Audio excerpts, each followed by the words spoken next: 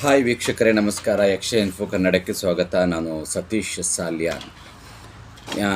Last time ಒಂದು ವ್ಲಾಗಲ್ಲಿ ನಾನು ಯಕ್ಷಗಾನದ ರಂಗಕ್ಕೆ ಸಂಬಂಧಪಟ್ಟ ಹಾಗೆ ಯಕ್ಷಗಾನ ಮುಖವರ್ಣಿಕೆಯ ಒಂದು ವಿಡಿಯೋವನ್ನು ಮಾಡಿದ್ದೆ. ಒಳ್ಳೆಯ ರೆಸ್ಪಾನ್ಸನ್ನು ಮಾಡಿದ್ದೀರಿ.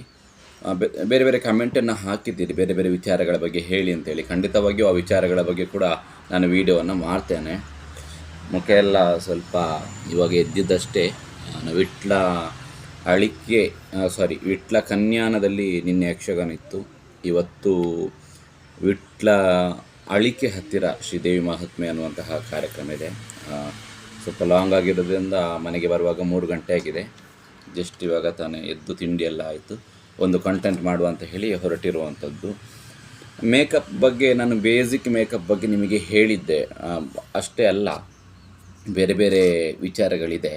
ಅದಷ್ಟೇ ಮೇಕಪ್ಪಿನ ಬಗ್ಗೆ ಅಂತ ಅಲ್ಲ, ಅದು ಯಾವ ವೇಷಕ್ಕೆ ಹೇಗೆ ನಾಮವನ್ನು ಹಾಕುವಂಥದ್ದು, ಮುದ್ರೆಗಳನ್ನು ಹಾಕುವಂಥದ್ದು, ಮತ್ತು ಕಡ್ಡಿಯನ್ನು ಹಿಡ್ಕೊಳ್ಳುವಂಥದ್ದು ಹೇಗೆ, ಇದರ ಬಗ್ಗೆ ಎಲ್ಲ ಮುಂದೆ ವಿಡಿಯೋವನ್ನು ಮಾಡ್ತೇನೆ.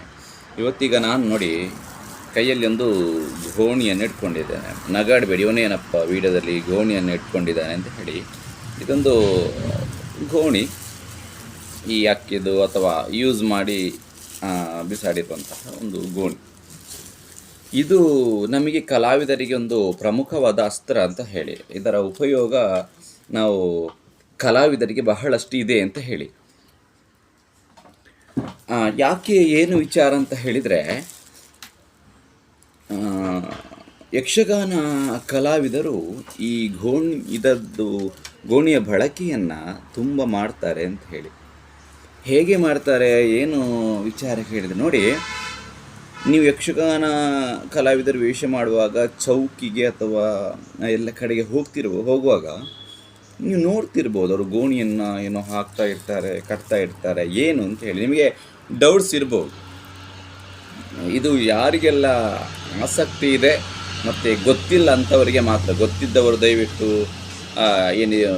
ನೋಡದಿದ್ದರೂ ತೊಂದರೆ ಇಲ್ಲ. ಯಾರಿಗೆ ಗೊತ್ತಿಲ್ಲ ಅವರಿಗೆ ಒಂದು ಇಂಟ್ರೆಸ್ಟೆಡ್ ಟಾಪಿಕ್ ಆಗಿ ನಾನು ಇದನ್ನು ಹೇಳುವಂಥದ್ದು. ನೋಡಿ, ನಾವು ಏನು ಮಾಡ್ತೇವೆ ಕೇಳಿದರೆ, ವೇಷಗಳಲ್ಲಿ ಈಗ ಪುಂಡು ವೇಷವೋ, ಕಿರೀಟ ವೇಷವೋ ಅಥವಾ ಬಣ್ಣದ ವೇಷವೋ, ಇದಕ್ಕೆಲ್ಲ ನಮ್ಮ ಪರ್ಸ್ನಾಲಿಟಿಯನ್ನು ಸ್ವಲ್ಪ ಹೆಚ್ಚು ಮಾಡಿಕೊಳ್ಬೇಕಾಗ್ತದೆ.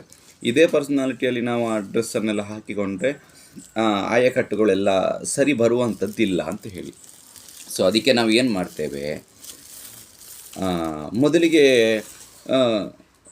ಒಂದು ಪುಂಡು ವೇಷದ ಬಾಡಿಯೋ ಅಥವಾ ನೀವು ನೋಡ್ತೀರಲ್ವ, ಮೇಲ್ಗಡೆ ಒಂದು ಈ ಭುಜದ ಥರದ್ದೆಲ್ಲ ಹಾಕಿರ್ತೇವೆ, ಅದು ಓಕೆ. ಬಟ್ ಅದರ ಒಳಗಡೆ ಏನು ಮಾಡ್ತೇವೆ ಕೇಳಿದರೆ, ಅದೇ ಥರದ್ದೊಂದು 2-3 ಪುಂಡು ವೇಷದ ಬಾಡಿ ಅಂಗಿ ಅಂಥದ್ದನ್ನು ಹಾಕಿರ್ತೇವೆ. ಇನ್ನು ಅದು ಸ್ವಲ್ಪ ವೇಷದ ಅಬ್ಬರ ಕಾಣಲಿ ಅಂತೇಳಿ, ಅಥವಾ ಬಣ್ಣದ ವೇಷದವರು ಈ ಫುಲ್ ಹ್ಯಾಂಡೆಡ್ ಬರುವಂತಹ ದಗಲೆ ಅಂತ ಹೇಳಿ ಅದನ್ನು ಕರಿತೇವೆ ನಾವು ಯಕ್ಷಗಾನ ಭಾಷೆಯಲ್ಲಿ. ಅಂತಹ ದಗಲೆಯನ್ನು 3-4 ಅವರವರಿಗೆ ಎಷ್ಟೆಷ್ಟು ಬೇಕು ಅಷ್ಟರ ಮಟ್ಟಿಗೆ ಅದನ್ನು ಹಾಕಿಕೊಳ್ತಾರೆ. ಮತ್ತು ಈ ಕೆಲವು ಬಣ್ಣದ ಕೇಸರಿ ತಟ್ಟಿ ದೊಡ್ಡ ಕಿರೀಟದ ವೇಷಗಳಲ್ಲಿ ಇರ್ತಾರಲ್ಲ, ಅದು 3-4 ದಗಲೆಯನ್ನು ಹಾಕ್ತಾರೆ. ಮತ್ತು ಈ ಸೀರೆ ಇರ್ತದೆ, ಸಾರಿ, ಅದನ್ನು ಹೀಗೆ ಸುತ್ತುವಂಥದ್ದು, ನಮ್ಮ ದೇಹಕ್ಕೆ ಹೀಗೆ ಸುತ್ತೇವೆ. ಆಗ ಮತ್ತೆ ಕೂಡ ವೇಷ ಅಬ್ಬರ ಕಾಣುತ್ತದೆ. ಇದು ಸೊಂಟದಿಂದ ಮೇಲ್ಗಡೆ ಇರುವಂತಹ ವಿಚಾರ.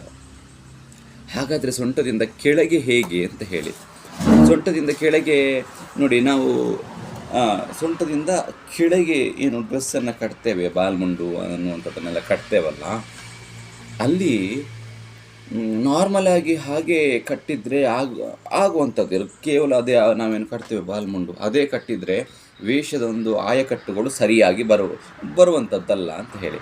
ಅದಕ್ಕೆ ಏನು ಮಾಡ್ತೇವೆ, ನೀವು ನೋಡ್ತಿರ್ಬೋದು, ನಾವು ಇಂತಹ ಗೋಣಿಯನ್ನು ಉಪಯೋಗ ಮಾಡ್ತೇವೆ.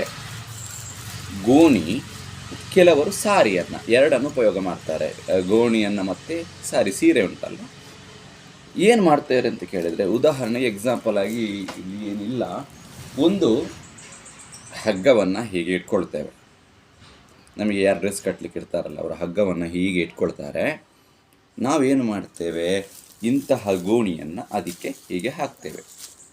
ಹಗ್ಗವನ್ನು ಹೀಗೆ ಇಟ್ಕೊಂಡು ಈ ಗೋಣಿಯನ್ನು ಅದರಲ್ಲಿ ಹಾಕುವಂಥದ್ದು. ಎಷ್ಟು ಪುಂಡು ವೇಷಕ್ಕೆ ಆದರೆ 4-5 ಗೋಣಿಯನ್ನು ಹಾಕ್ತೇವೆ. ಕಿರೀಟ ವೇಷಕ್ಕಾದರೆ ಒಂದು 6-7 ಗೋಣಿಯನ್ನು. ಇನ್ನು ಬಣ್ಣದ ವೇಷಕ್ಕೆ ಸ್ವಲ್ಪ ಹೆಚ್ಚು ಗೋಣಿಯನ್ನು ಹಾಕ್ತೇವೆ. ಇದೇ ರೀತಿಯ ಗೋಣಿಯನ್ನು ಹಾಕ್ತೇವೆ. ಈ ಗೋಣಿಯನ್ನು ಹಾಕಿದ ನಂತರ ಯಾವ ವೇಷಕ್ಕೆ ಎಷ್ಟು ಬೇಕೋ ಅಷ್ಟು ಪ್ರಮಾಣದಲ್ಲಿ ಹಾಕ್ತೇವೆ. ಈಗ ಪುಂಡು ವೇಷ ಅಂತ ಹೇಳಿದ್ರೆ ಅಷ್ಟೇನು ಬೇಡ, ಒಂದು 3 4 ತಪ್ಪಿದರೆ 5 ಗೋಣಿಯನ್ನು ಹಾಕುವಂಥದ್ದು. ಇನ್ನು ಬಣ್ಣದ ವೇಷಕ್ಕೆ ಹೆಚ್ಚು ಬೇಕಾಗ್ತದೆ. ಬಣ್ಣದ ವೇಷ ಗೊತ್ತಿದೆ ನಿಮಗೆ, ಯಾವುದು ಶುಂಭನೋ ನಿಶುಂಭನೋ ಅಥವಾ ಮಹಿಷಾಸುರನೋ, ಬೇರೆ ಬೇರೆ ವೇಷಗಳು ಯಾವುದು ಉಂಟಲ್ಲ ಬಣ್ಣದ ವೇಷ. ಅಂತಹ ಹಸಿ ಬಣ್ಣದ ವೇಷಗಳಿಗೆ ತುಂಬ ಗೋಣಿಯನ್ನು ಹಾಕ್ತೇವೆ. ಒಂದು 10 ಗೋಣಿಯೋ ಹಾಕ್ತೇವೆ, 7 8 9 ಹೀಗೆ ಅವರ ಪರ್ಸನಾಲಿಟಿಗೆ ಎಷ್ಟು ಬೇಕೋ ಅದು ಅವರವರಿಗೆ ಬಿಟ್ಟಿರುವಂಥದ್ದು. ಇದನ್ನು ಹಾಕ್ತೇವೆ. ಹೀಗೆ ಒಂದು ಹಗ್ಗವನ್ನು ಇಟ್ಕೊಳ್ತೇವೆ, ಆ ಹಗ್ಗಕ್ಕೆ ಹೀಗೆ ಗೋಣಿಯನ್ನು ಹಾಕ್ತೇವೆ. ಮತ್ತು ಅದರ ಮೇಲ್ಗಡೆ ಸ್ವಲ್ಪ ಫಿನಿಶಿಂಗ್ ಬೇಕಾಗಿ ಒಂದು ಸಾರಿಯ ಪೀಸು ಅಥವಾ ಒಂದು ಬಟ್ಟೆಯ ಪೀಸನ್ನು ಹಾಕ್ತೇವೆ ನೀಟಾಗಿ. ಅದನ್ನು ಏನು ಮಾಡ್ತೇವೆ, ಮತ್ತು ನಾವು ನಮ್ಮ ಸೊಂಟಕ್ಕೆ ಹೀಗೆ ಕಟ್ಟುವಂಥದ್ದು. ಸೊಂಟಕ್ಕೆ ಹೀಗೆ ಕಟ್ಟುವಂಥದ್ದು.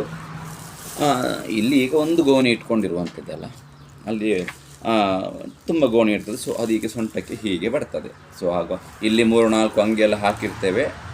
ಕೆಳಗಡೆ ಗೋಣಿ ಹಾಕುವಾಗ ಅದೇ ಪರ್ಸ್ನಾಲಿಟಿಗೆ ನಮಗೆ ಅದು ಸೆಟ್ಟಾಗಿ ಕೂರ್ತದೆ. ಗೋಣಿ ಅಲ್ಲದಿದ್ದರೆ ಏನು ಮಾಡ್ತಾರೆ ಹೆಚ್ಚಿನವರು, ಈಗ ಎಲ್ಲ ಗೋಣಿಯನ್ನು ಮುಂಚೆ ಎಲ್ಲ ಏನು ಮಾಡ್ತಿದ್ರು ಅಂತ ಕೇಳಿದ್ರೆ ಸೀರೆಯನ್ನು ಹಾಕ್ತಿದ್ರು ಅಂತ ಕೇಳ್ತಾರೆ. ಈಗ ಕೆಲವರು ಈಗೂ ಕೂಡ ಹಾಕ್ತಾರೆ, ಗೋಣಿಯನ್ನು ಉಪಯೋಗ ಮಾಡೋದಿಲ್ಲ, ಸೀರೆಯನ್ನೇ ಹಾಕ್ತಾರೆ. ಸೀರೆಯನ್ನು ಅದನ್ನು ಹಗ್ಗಗೆ ಇಟ್ಕೊಂಡು ಆ ಸೀರೆಯನ್ನು ಅದಕ್ಕೆ ಹಾಕುವಂಥದ್ದು. ಸೊ ಅದನ್ನು ಕೂಡ ಮಾಡುವಂಥದ್ದು. ಸೊ ಅದನ್ನು ಉಪಯೋಗ ಮಾಡಿ ತದನಂತರ, ಹಾಗಾಗಿ ನೀವು ನೋಡಿರ್ಬೋದು ಯಕ್ಷಗಾನ ಕಲಾವಿದರ ಹಿಂದುಗಡೆ ಹೇಗೆ ಒಂದು ವೇಷಭೂಷಣ ಹೀಗೆ ಅಬ್ಬರವಾಗಿ ಕಾಣ್ತದೆ ಅಂತ ಹೇಳಿ. ಸೊ ಹಾಗಾಗಿ ಈ ಗೋಣಿಯಿಂದಲೇ ಒಂದು ವೇಷದ ಚಿತ್ರಣ ಅನ್ನುವಂಥದ್ದು ಸುಂದರವಾಗಿ ಮೂಡುವಂಥದ್ದು ಅಂತ ಹೇಳಿ. ತುಂಬ ಭಾರ ಇರ್ತದೆ, ಅಷ್ಟು ಗೋಣಿಯನ್ನು ಅಷ್ಟು ದಗಲೆ ಭಾರವನ್ನು ಹೊತ್ತುಕೊಂಡೆಲ್ಲ ಕುಣಿಯುವಂಥದ್ದು.